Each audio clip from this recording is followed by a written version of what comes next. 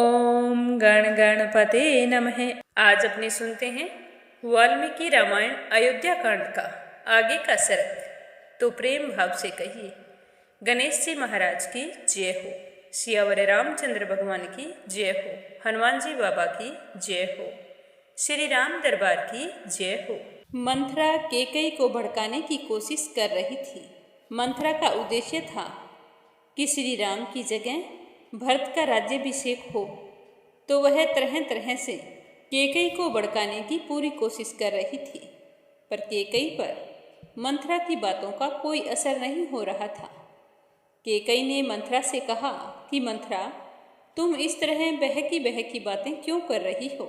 श्री राम बहुत अच्छा है, वो हम सबका अच्छे से पालन करेंगे, मुझे इसका पूरा विश्वास है। मैं श्री राम को अपना बड़ा बेटा मानती हूँ। मैंने कभी सपने में भी नहीं सोचा कि वो मेरे सौत का बेटा है। महारानी कौशल्या मेरी बड़ी बहन और मेरी माँ के समान है। जब मुझे इस बात से कोई ईर्ष्या नहीं है, तो तुम इस तरह से क्यों जल भून रही हो?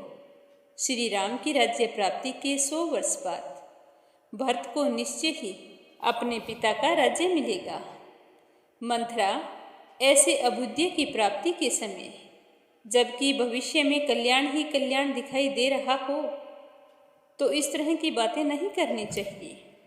तुम इस प्रकार जलती हुई सी संतप्त क्यों हो रही हो? सब कुछ अच्छा होने वाला है। मुझे महाराज दशरथ के इस फैसले में कोई अनर्थ दिखाई नहीं दे रहा है। मेरे लिए जैसा भरत है, उससे भी बढ़कर श्री राम हैं, क्योंकि वे कौशल्या से बढ़कर मेरी सेवा करते हैं। यदि श्री राम को राज्य मिल रहा है, तो मुझे तो ऐसा लग रहा है कि भरत को राज्य मिल रहा है, क्योंकि राम अपने भाइयों को ही अपने समान समझते हैं। हर बात में उनसे राय मशवरा करते हैं। चारों भाइयों में इतना प्रेम है, मैं उनके बीच में ईर्ष्या के बीज नहीं बो सकती। मैं एक माँ होकर अपने ही पुत्रों का अहित कैसे कर सकती हूँ?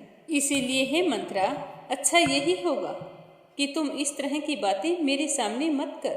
तो कैकेयी की बात सुनकर मंथरा को बड़ा दुख हुआ। वह लंबी और गर्म सांस खींचकर कैकेयी से कहने लगी कि हे रानी, तुम मूर्खतावश अनर्थ को ही अर्थ समझ रही हो। तुम्हारे लिए विनाश के दरवाजे खुल रहे हैं और तुम सुख सौभाग्य की आस कर रही हो। तुम्हें अपनी स्थिति का पता नहीं है। तुम दुख के उस महासागर में डूब रही हो, जहाँ से तुम्हें दुख के अलावा कुछ नहीं मिलने वाला है। तुम्हें अनिष्ट की प्राप्ति होगी और तुम्हें अपने जीवन में नाना प्रकार के दुखों का सामना करना पड़ेगा। हे कैकेयी, जब श्री राम राजा बन जाएंगे, तब उनके बाद उनका जो पुत्र होगा, उसी को राज्य मिलेगा। भरत तो राज परंपरा से ही अलग हो जाएगा। फिर तुम ये मूर्खों जैसी बातें क्यों कर रही हो कि राम के बाद भरत को राज्य मिलने वाला है? क्योंकि राजा के सभी पुत्र राज सिंहासन पर कभी नहीं बैठते। अगर सबको बिठा दिया जाए तो बड़ा भारी अनर्थ हो जाता है। हे परम सुंदरी, राजा लोग राजकाज का भार बड़े पुत्र पर ही रखते हैं। यदि ज्येष्ठ पुत्र गुणवान ना हो, तो दूसरे गुणवान पुत्रों को भी राज्य सौंप देते हैं। तुम्हारा पुत्र राज्य के अधिकार से बहुत दूर कर दिया गया है। वह अनाथ की भांति समस्त सुखों से वंचित हो रहा है। इसीलिए मैं तो तुम्हारे हित के लिए तुम्हें यह बात बताने आई थी, परंतु तुम हो कि मेरी बात को मान नहीं रही हो। मेरा समर्थन करने के बजाय तुम तो अपने सौतन का अभुद्य सुनकर मुझे समझा रही हो कि मैं गलत हूँ और तुम सही हो। कोई बात नहीं, जैसा तुम सोचती हो। अब मुझे तुमसे कुछ नहीं कहना है, पर याद रखना, अगर श्री राम को निष्कंटक राज्य मिल गया, तो वे भरत को अवश्य ही इस देश से बाहर निकाल देंगे। और मुझे तो पूरा भरोसा है कि वे उन्हें परलोक में भी पहुँचा सकते हैं। तुमने अपने पुत्र भरत को जन्म देकर उसके साथ बड़ा अन्याय कर रही हो, क्योंकि तुम चाहती ही नहीं हो कि भरत के साथ कुछ अच्छा हो। अगर तुम्हारे मन में जरा भी अपने पुत्र के लिए स्नेह होता, तो क्या तुम इतनी छोटी अवस्था में ही भरत को अपने मामा के यहाँ भेज देती?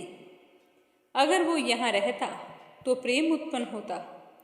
जैसा बर्ताव तुम्हारा है यह तो स्थावर योनियों में देखा जाता है।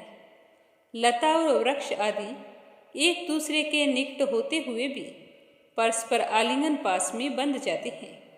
यदि भरत यहाँ होते तो राजा का उनमें भी समान रूप से स्नेह बढ़ता और वे उन्हें आधा राज्य भी देते।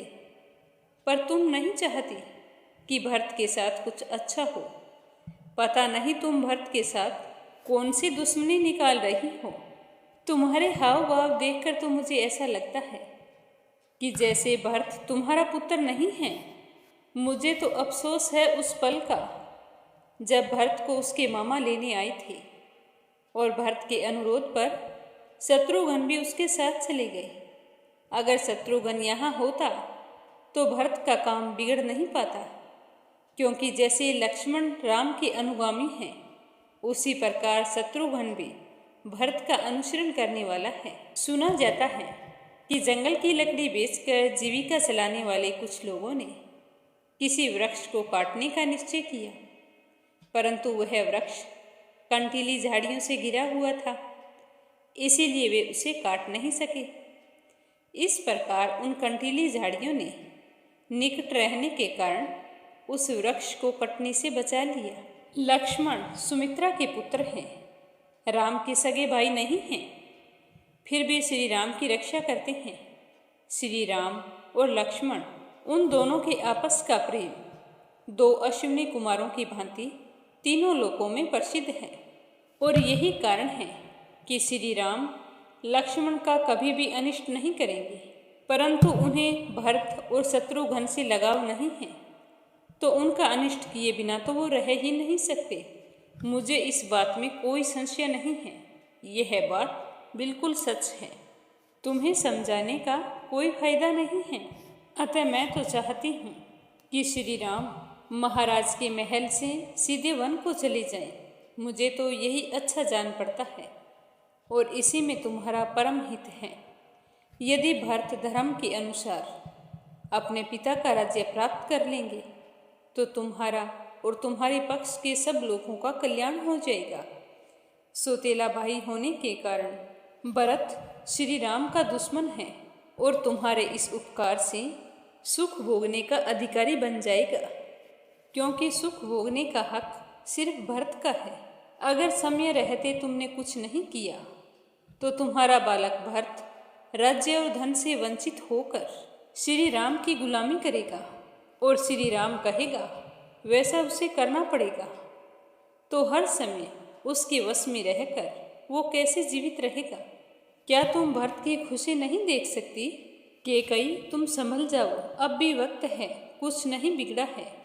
अगर तुम एक दिन इसी तरह चुपचाप बैठी रही तो फिर कुछ नहीं होने वाला। तो आज के सरग यहीं पर समाप्त होता है।